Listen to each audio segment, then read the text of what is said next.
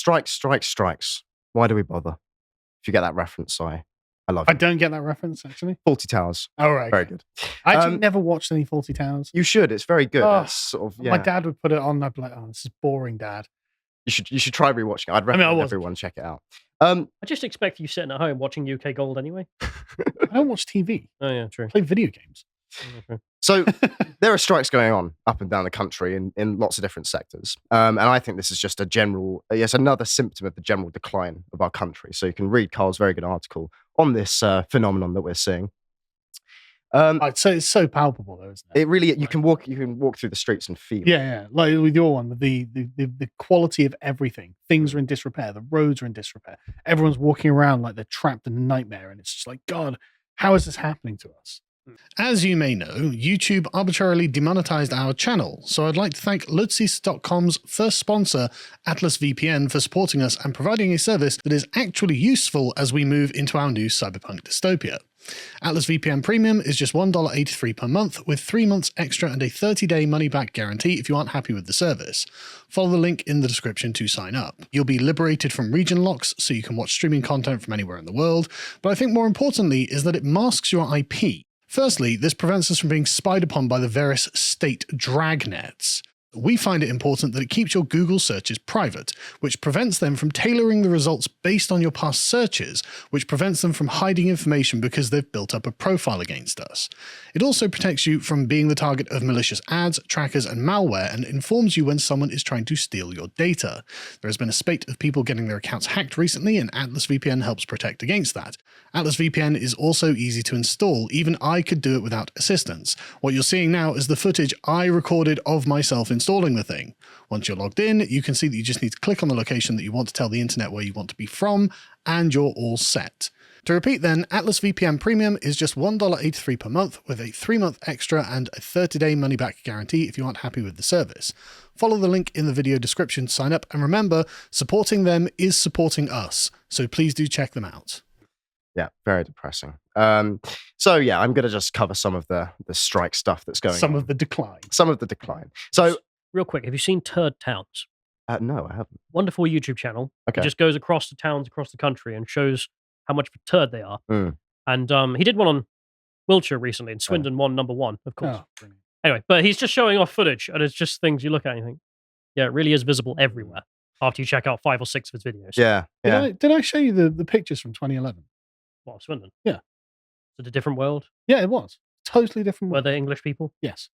You've been kind enough to invite me into your town, so I don't want to be too rude. Well, no.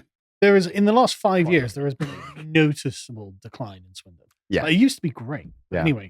Anyway. So I'm just going to talk about who is striking and when it's going to happen. But first of all, I mean, you've, Callum, already talked about the average earnings in this country. So it's about 31 and 32 grand is the average wage that most people are earning. Full-time work. Yeah.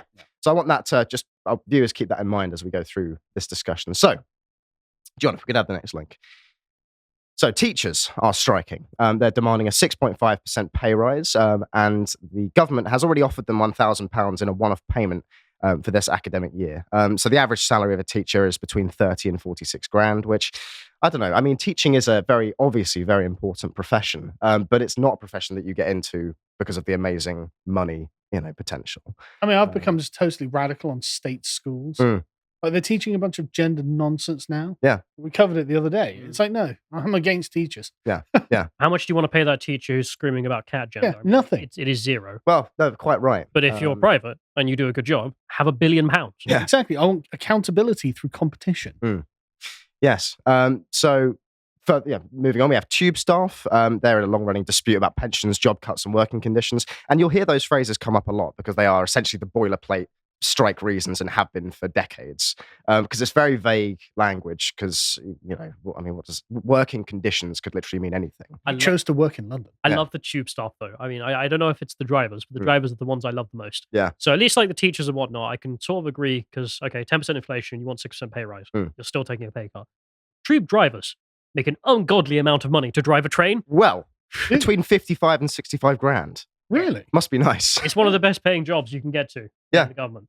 32 grand during training as well. Well, they need to start thinking about becoming diversity officers at the NHS, actually. Well, perhaps, yeah. True, so, but again, they're demanding a pay rise. But, I mean, as you said, that's a fairly fairly well compensated line of work. It's just because by all they've got accounts. great leverage. Because if they Yeah. go on strike, the whole city just stops. Well, it's a natural monopoly, isn't it? Yeah. The tube. So anyway, junior doctors, as is widely reported, so these are not yet qualified to practice independently, and they do account for about half of all doctors in hospitals in England. So the BMA, the British Medical Association, claimed that junior doctors have seen a real terms pay cut of 26% since 2008. So naturally, they're demanding a 35% pay rise. Bearing in mind that junior doctors earn about 58 grand by the end of their training. So I don't know where they think that money. Well, the start of their training is about 30. I mean, To be honest with you, still a I'm good mildly living. sympathetic though. It's like, they have taken a quarter pay cut since Yeah. 2008. I mean, but who hasn't? Yeah. This has been done to all of us. And once again, the factors involved in that. Yeah. One wonders. We have been over this. Like junior doctors have been particularly shat on, Hmm. especially compared to like Australia or Canada. Sure. Yeah. Similar, and it's just like, why not just leave as soon as you are qualified to be a Hmm. doctor? And Well, they do. yeah, the Peter Hitchens strategy. But yeah, they're demanding a 35% pay rise. To be fair, it's not even the Peter Hitchens strategy for them. It's just cold economic calculus. Well, right? Yeah, Australia and Canada pay way Yeah. better. Peter Hitchens is full on Denethor posting at this point. Yeah, that's very depressing. Rail workers, again, pay, job cuts, disputes about working conditions, and so on. And there's various different areas of the railway that are striking. So it's rail travel assistants who earn about 33 grand, construction and maintenance operatives about 35, transport operatives 49, and drivers 59. So once again, demanding pay increases and so on. Nurses won't be striking anymore, but have striked because they have come to an agreement that they're going to receive a 5% pay rise and a one-off payment of £1,600 from the government, earning an average salary of about 35,000. Now, again, the thing with the sort of strike trade union conversation is they have such a dialectic advantage because it's like, do you hate nurses? Do you? You hate teachers? And it just doesn't. It's not a good look, right? Don't make me say I do. If you don't keep asking the question. Yeah. But again, I'm joking. yeah. Is nursing a profession you get into for the money? I don't know. No, but but again, they should be well compensated. Don't Why misunderstand. do you go me. to work? Yeah. Yeah. Well, you understand what I mean, though. In their you don't get defense, rich. they probably are getting screwed. Yeah. Well, I don't doubt it. And I don't envy. Just a quick thing here as well. I genuinely don't envy having to work for the NHS, either, especially at the sort of like mid-level sort of thing. Yeah. Because every day you've got more and more people coming in who you just don't have the resources to deal with, and it will always. I mean, they're always complaining, "Oh, the NHS is being underfunded." It's like, yeah, but that is just what's always going to happen. Yeah. While we're in the current paradigm that we're in, it just can't be fixed. I heard a story on the radio actually fairly recently. It was a nurse saying that she's quit and moving to Australia because she's NHS nurse. Yep. She came in one day and there was a man who had a rupture in his bladder to his anus. So he was urinating through his anus in horrific pain. And he was sat there for 8 hours and then died while she was at work. Jesus. She could have done nothing for him. Yeah. So it wasn't a case of like, I could have saved this man or anything. She doesn't have the resources to save him. So he died. That was his last day on Earth. Sat in an NHS waiting room for 8 hours. I don't mean to laugh, but that's just awful. Yeah, it's horrific. And she just looked at that and went, okay, I quit. That was her last day at the NHS. I didn't even realize that was a thing that could happen to humans, let alone be a way that you could die. Yeah. Yeah, that's dark. Yeah, again, I mean, the purpose of this is not to come down on the people striking. Like No, I actually because you think can I've got a understand. fair argument. Yeah, it's just a symptom of a decline. My girlfriend actually works for the NHS, and she tells me about it every day. The stuff she sees, it's unbelievable. Moving on, ambulance workers, same thing essentially. Passport office staff, again, same thing. These are the people I genuinely. Well, this is when we get to the civil servants, and we're demanding a 10 Hell's own minions. Yeah. a 10% pay rise, better pensions, job security, so on. They've been offered a lump sum, but they're still going to be striking. Although some have paused the planned strikes. All I'm saying, Rishi, is let me negotiate with the civil servants. Right? I'll offer them 10% longer rope. Okay. And finally, university staff. Now, this one is personal for me because I've just graduated, right? But I don't know what degree I have. I don't know what grade I have because my work hasn't been marked because they are just refusing to do so because they are, again, it's about working conditions, so-called. John, if we could just move on to not the next link, but the one after. Just take this in for a moment. Look at this I think that all universities should be private. Yeah. So as I say, I've been personally affected by this. And I had my graduation and they told us there will be people who go up onto the stage and take a certificate who will have to return the certificate when the grades come out because they're not actually going to be graduating. So that's just absurd. And again, not to mention the years before where they just didn't teach us. Well, exactly. Yeah. I was there for that too. They just went on strike and there was no teachers. So yeah. Why am I paying anything? Mm-hmm. Yeah, it's absurd.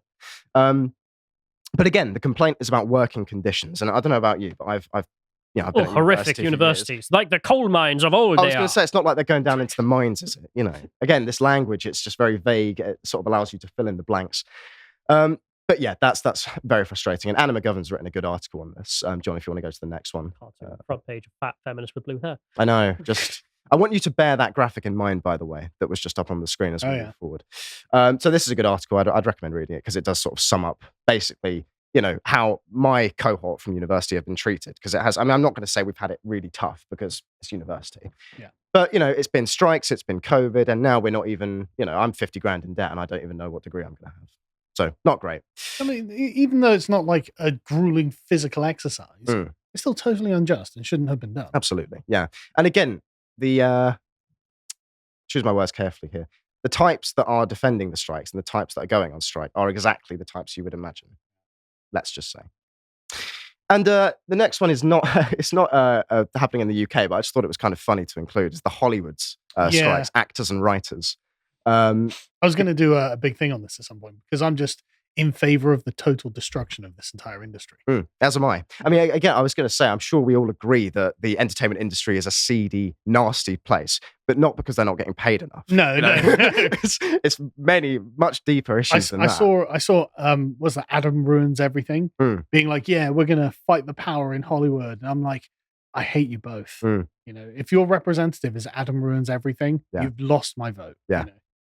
Yeah, no, it's very funny. I mean, this is the first time that actors and writers have been on strike since 1960. So big news. I love it. But the whole thing is, we're withholding our labor. Oh, thank God. Yeah. Thank God you're withholding labor. Yeah. How can we continue the state of nature can begin to heal at last? Labor. Like good writing, it's crap writing. Yeah. Well, exactly. And we'll do a thing on it, man, because it's so funny that like the writer from She-Hulk was like, I only got paid $600 for this. You got paid $600 for that? I mean, just anyway. Yeah, you can't unreal.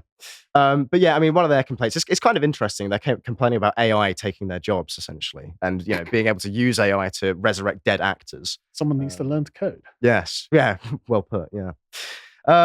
So anyway, moving on. I thought I would just run through very quickly the sort of schedule for July, just to communicate the scale that we have here. So 3rd of July, we've got the train drivers unions beginning a 6-day overtime ban. 5th of July, teachers in England begin a first 2 days of strikes.